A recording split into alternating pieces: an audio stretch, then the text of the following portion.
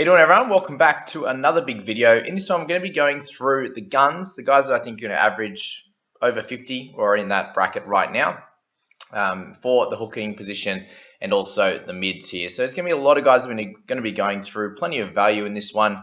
And we'll get started up top with Reed Mane at 780k. Had a really, really good start to the year last year. Kind of ended up in must-have territory if you're looking to do really well. Almost as much as Cleary was for sure. But when you're looking at him, he comes in at a very high price and had his best year or best season of his career, right? Is he able to do that again? Is he going to be getting the 80 minutes? He should do. He's currently the most expensive hooker, so you can save a little bit of cash in other position, with other guys here that you can see in a little bit in Cook, but obviously Grant, Coruscant, and Watson are guys that we'll talk about as well. But for me, I project him at an average of around that 60 mark. His price is 63. You can look at his his first bunch of scores last year. You got 109 first game, a 75. There's a 70, a 91 in that first 6 games there, which obviously put him at a really high price early on the season. Got up into the mid 800s, you can see there, by round 5. And then obviously went down a little bit with a smaller game there with 34 minutes and a couple a couple in there with 69, 2 with 69, 1 with 67, and a 70 there. So if he can get back to 80 minutes, I can see that he has a little bit of value. But if he doesn't and he gets spelled by someone, we'll have to see who's on the bench there, then I could see him just averaging about the same that he did last year. So if you don't want to start with Grant, you want to start with one of the top 2 guys, then I think Mane is going to be a decent scorer for you with a possible tiny bit of upside if he comes back from his injury as good as ever. There's a good chance that he plays Origin as well, although with how well Ben Hunt's been playing in that position, he might miss that, and that's something that you would have over Cook if you decide to play with Damien in that one there. Okay, so Damien Cook, we'll go back to his stats here. For me, we had a really solid year without being amazing, still averaged 60, right? I started with him last year, moved him on after the first round, and we saw what happened there. He got 88 in that second round, but then a bunch of smaller scores in there, 47, 44 to round out not an amazing average over that first bunch of games, but solid throughout the year. Someone that he's just going to get the results for you, and finish with a couple of nice ones there to round out the year with 101, a few 60s and a 77. So Cook, his biggest issue last year was his lack of run meters. A bunch of games with 16, 37, 25, 40s, right? The one game there over 124, but that was very much normal for him back in 2020, for example. Look how many games already you can see there, which are just 80 plus. There's only 2 games there, 48, a 52, a 57, and a 61 over that time period, with a lot of games in the hundreds. So you can see that there's definitely a little bit of upside there, and the question will be how will Demetrio, how's he going to play him with Reynolds out and having a young half? Is Cook going to play a little bit of a bigger role? He did get interviewed and say that he's got a bigger role this year, whatever that means in terms of, is it going to be on the field? Is it going to be in the locker room? What's that going to mean for Damien? And a 767, I think he's a very solid guy that you can start with, that you can plug and play for the year. You're going to get the consistent scores. He obviously will miss Origin, but he's someone that usually backs up. If you look at last year, around that time period, he did miss obviously a couple of games there. But that was obviously also a pretty tough season, having played 80 minutes every game, apart from a couple there. So, if you're happy with him for the season, he's going to be one of the top hookers. You can just roll with him at a I'm projecting him for 61 or somewhere close to Mane there at a similar price. I see them both doing pretty similar with a tiny bit of upside for both of them if they Mane continues to get 80 minutes, and for Cook as if he gets a slightly different role in the team. But again, that's all speculation on both of them, so we don't really know until probably round 3 or 4, and it might be too late once you've selected one of them. So I'd pick the guy that you like watching the most in this scenario when they're both the same, same projection. With Harry Grant, okay, misses round 1. That's obviously the big issue for him. He is 70 to 83k cheaper than Cook and Mane there, which is obviously helpful, right? So if that's the case, and I'm projecting him to average about 64, which gives him 8 points in value. He's priced at 56 at this stage. So if that's the case, it is going to take him a while to catch up those points missed from Mane and Cook. Points that he's going to miss in round 1 from those guys. But remember, you're obviously going to play someone in the hooking position. If that is a Randall, for example, you're hoping that he can pick up a 40. And if he does that and Cook and Mane get their average of 60, then you're only 20 points down and you can make that up. If we expect Grant to project 4 to 5 points higher than those two, which I've got that down here, but there's every chance that Cook and Mane can average that as well. Grant obviously missed a lot of games beginning of the year, and then obviously didn't play the 80 minutes for the majority of the year. But we saw what he did in the Tigers. He's pretty close to the best hooker in the game, obviously the best young hooker in the game. So has that upside for sure. And if you're wanting to select him in your first round, I'm okay with that. I'm tempted to do it myself.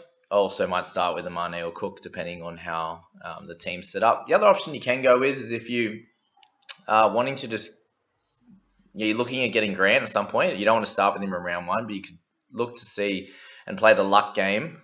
I suppose you call it luck.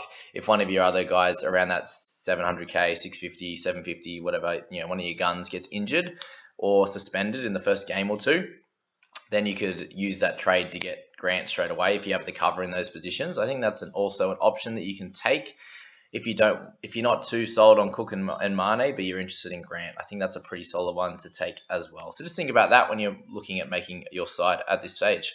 Okay, Happy Coruscant. So for me here, him at 656k is obviously a fair bit down, but I'd obviously just be going Grant. I think Grant has way more upside, projected to him at 50 average. He obviously had a bunch of games last year we didn't pick up the 80 minutes. Let's just quick have a look at Grant, before we go away. Just how many games there that he didn't play 80 minutes, averaging under 60 minutes for the first bunch, and then got a couple of big, he did get 39 in one game. That was a shocker with 5 missed tackles and only 60 meters run, but 93 in an 80-minute effort. And then you've got games here, 59, 66, 77. Sorry, that's a year before. We can look at that Tigers. When he gets that 80 minutes, he's just really, really high scoring. The floor of that mid-40s to 50 there.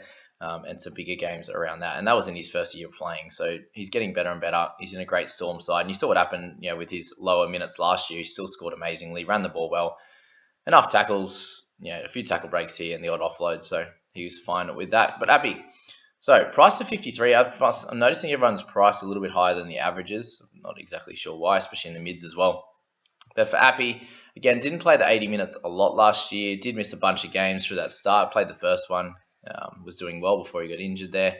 Then came back and only really played the odd 80-minute game. He got a 79, he got a 70. He picked up a 49. And then heading to the last game of the year, got 82. So if he can get the 80-minute roll, then I think he's going to be a great option and he's going to score really well like he did in 2020. You can see these scores here at the start of the year. A couple of 85s, bunch of games in the 50s, a few 60s, another 80 odd. So he has that potential to run the ball, obviously, and get a lot of attacking stats. And then if they have defensive-minded games like this one here against the Bulldogs where he gets 65 tackles, he can do it all. So there's no issues with him as a player. And he obviously has a little bit of upside there. But I'm just assuming at this stage that Mitch Kenny's going to be on the bench. Coruscant's leaving at the end of the year. I see Mitch Kenny getting some minutes. He's a pretty solid hooker. Obviously, he played a fair few games last year for him. In important games, especially to start the season as well. So, that's where I'm at with Coruscant. Has the opportunity to do really well if Kenny's not on the bench, but if he is, then I would be steering clear of Appy at this stage. All right, another one a few people are asking me about, so we better talk about him. And that's Connor Watson, and he moves from the Knights, getting sort of that over 50-minute role on the interchange in the 13 role, right, or in the lock role. And obviously just a really busy player. Tackles well, not many missed tackles, so good efficiency there. And someone who does tackle break a bit. So with that one there, you see a bunch of games here, 5, 6, 7, pretty much no games with 0. So what you're going to do is you're going to lose a few points from that. The odd offload, but he's going to lose more than he gains on that tackle bust to offload ratio. Will he get those minutes at the Roosters? I just don't see it. If Victor Radley's going to be playing 13, Watson, is he going to get his minutes from the interchange and come on and spell Radley, who's going to be playing decent minutes, for example? And then is he going to spell some minutes for Verrills? Like, is Verrills going to play 60 and Watson comes on through the middle there and play some hooker? And that's how he gets his 50 minutes? Yeah, sure. PPM of 0.68 is for his career, so let's not go off that. He's a much better PPM in the middle. But I just don't think he gets the minutes. He has to get, for me, I think he gets to get 55 to 60 minutes at a minimum for him to do really well and hit his price here. Obviously, the dual position of hooker and mid is really solid, with those being two positions that are a little bit light this year. But For Watson, I think that he's probably a leave, let that through the keeper at this stage. All right, let's move to the mids. And we start with my favourite one, and that's Payne Haas. So at that price, he's tied with a few other guys. There's a bunch at this price point, and I think he's the best by far. He's someone who's obviously a super, super duper good player. Price of 63 at a 62 average there, an awesome PPM of 1.02. Owned by 30% at this point. So he's someone that a lot of people are liking. But if you get a guy that plays in the middle that can do it all, he obviously does tackle break a little bit more than he offloads. So I think he's going to lose a few points with that. But obviously a lot of guys that are really good in this position are going to, unless they're just a straight out tackler kind of player. Like we'll have a look at someone like Joshy Jackson. But Payne Haas improving as we go. He's in a better side this year. Not going to be too much better, but he's a really good captain or vice option if you're not, vice if you've got Cleary, captain if you don't. I just see him projecting around the similar point at 63. So he's a very, very easy guy to just plug in for the whole season. Obviously, we'll play Origin as well, so that's something to think about. But yeah, that's that. All right, Isaiah Papali'i, very interesting one this year. Having averaged more than what Payne Haas did last year. You look at his start of the year, and he played on obviously in the second row in a bunch of games there where he scored some tries early and then got a couple throughout the year. So when he moved to playing a little bit more prop, you can see a lot of these second row games, he did start there and then he moved to the middle. So just think about that as well when you're picking him up or thinking about picking him up. He does have a bunch of offloads in his game and obviously a bunch of tackle breaks. So I feel like they nullify each other pretty comfortably there. The game where you get 3 offloads, you're taking away 7 points in tackle breaks, and you're going to add 6, for example, in offload. So very much a wash for him in terms of those stats. So he's not going to lose any there, like Haas might a little bit. But for Papali'i, he should be moving into that middle role, which he did start well, right, and get 56 and 55 minutes. But they were just 2 perfect games, right? Big tackle numbers in the second one, in lower minutes, lower meters, but big meters and lower tackles. So he's someone that's very versatile and can do both disciplines well. But when he moved to a little bit more a little bit more middle play at the end of the year, so he got a real big minute game, which is just not going to happen. But somewhere around that 50 to 55 minutes will be standard for him, and you can see the majority of scores are going to be between the mid 40s, and let's give him a 60 a ceiling. And he's priced at 63. I just think you can't start with him, even though he's got the dual position and he's not going to play Origin. I feel like he's going to be a better pickup at some point through the year. Let me know what you guys think on that one there. And also, guys, if you are new here, if you haven't subscribed, please do. If you haven't liked the video, also, please do. We need to get as many people in here as possible playing the game the right way and scoring well. Obviously, it's going to make it tougher for everyone, but competition is fun. Much better than very easily being in the top 1,000 or top 2,000, for example. So let's make this game as good as possible. But Cam Mckenna, so for him, price is 63. You're looking at his scores here from 2020, and obviously amazing when he played hooker, right? So some ridiculous games there. He moved to lock and he was still good, but he does need the big minutes for me. And if he can get close to 80 minutes, then he's going to average at least that 63. You can see games here, 85 obviously with the extra time. But 50, if someone can do 56 tackles for 1 miss and make 200 meters, that's an incredible player, right? Someone who's got really good work ethic and should do well for your side. So for me, I feel like he's going to be a super consistent scorer, similar to Payne Haas. You could captain him if you like. But he's moving to the lock role. He's not going to play much hooker, you'd imagine, unless an injury comes about. Going to be a great option, but is he going to get the 80 minutes straight away? I feel like there's a chance they work him into that 80-minute role. He might start with 60, 65 and work up to that 80-minute point. So for me, I probably won't pick him up from the start. That Payne Haas is going to come out firing straight away, whereas McInnes might take it a little bit slower. He might also score really well, but I don't see the upside on the price. I see him hitting that average or a little bit under. So for me, you can leave him straight away. But he shouldn't play Origin, so that's where he could be a good pickup through the year. All right, Joshy Jackson, a 760k. Obviously his best year ever since moving to lock. So he's someone who obviously tackled well. They do have a lot more forwards this year. So the question is, does he get a few less minutes? They've got Paul Vaughan in there. They've got TPJ to fill spots, among with some other younger guys as well on the edge. Obviously, Luke Thompson's there in the middle. That's going to command some bigger minutes. There's a lot of minutes to go around. Paulie Vaughan can play that 50-minute, 60-minute role as well. So a few question marks around the team. That's obviously going to be a lot better. They probably won't have to defend as much as they did. So does that drop his tackling points down? I just feel like there's better options. Obviously, it's a dual position. He won't play Origin. So there's a few good things about him. But I feel that a 57 average could be still pretty solid for him, but that would make him 4 points overvalued on his 61 average there. We can have a quick look on him there for Joshy. But yeah, price at 61 on that 58 average. So again, a little bit higher is priced at, unfortunately, but a lot of the guys are at this stage. But yeah, you look at his, so many big minute games. Is he going to be getting a lot of 80-minute games this year? I only see it if there's going to be injuries. Obviously, a couple to finish the year, but around that 65 to 70, I think is pretty good for him. And if he can hold that, I'm expecting that 56, 57 average, which will be fine. But yeah, not someone. I think there's a few better options in Payne Haas and stuff if you can get them at like the 63 average for only 20k more. Just something to think about for Joshy there. All right, Crichton, someone that had, let's say, a slightly down year. Like, it was decent. Obviously, he's a gun player. So I think in fantasy he was good, but not amazing. I think there's a little bit of a small upside. Just in the fact that he has the dual position. He had a few really weird games where he missed a lot of tackles. Like, he had an 11 missed tackle game. He's got a 6 there, 11. What else we got? A 5 and 8. Another 5 as well. So these are, I'm just looking down this line here, guys, if you're following along. It wasn't at exactly his tackle busting self. Obviously had a bunch of big games, a few offloads here and there. So for me, he's going to be a little bit more of a wash on the tackle breaks to offloads ratio as well.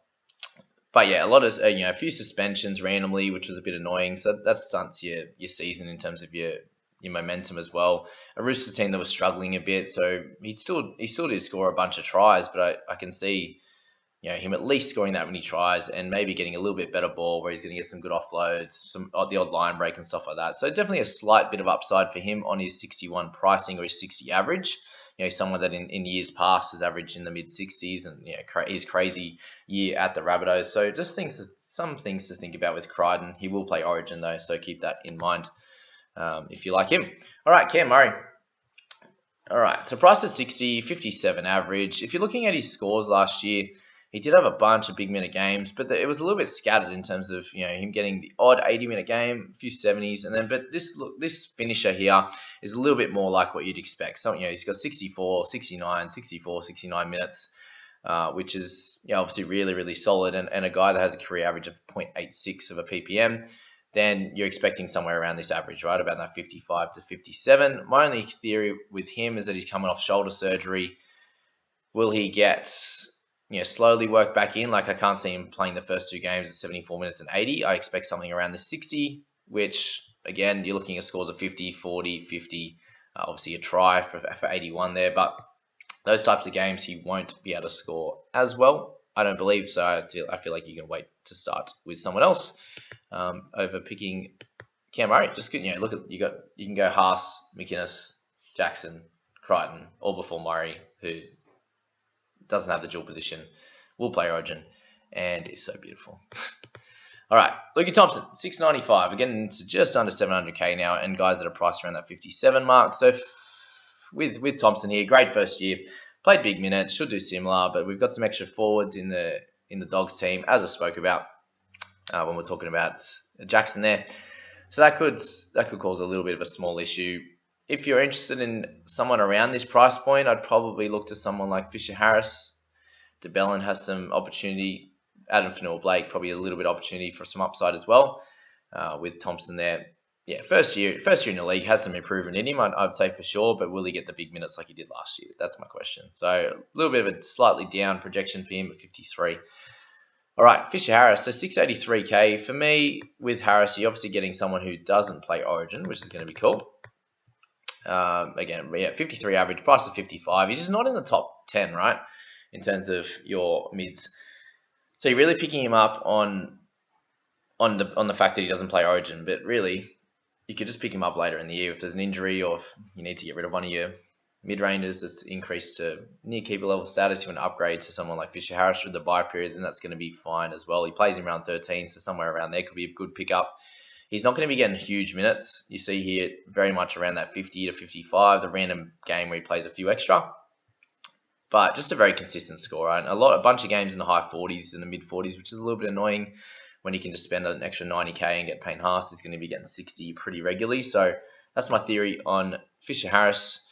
Isaiah Yeo, someone who's just been really consistent, plays Origin. He had pretty high minute games last year. The only thing I see him having a little upside with is the year before he did a fair bit better and moved into that clear keeper option.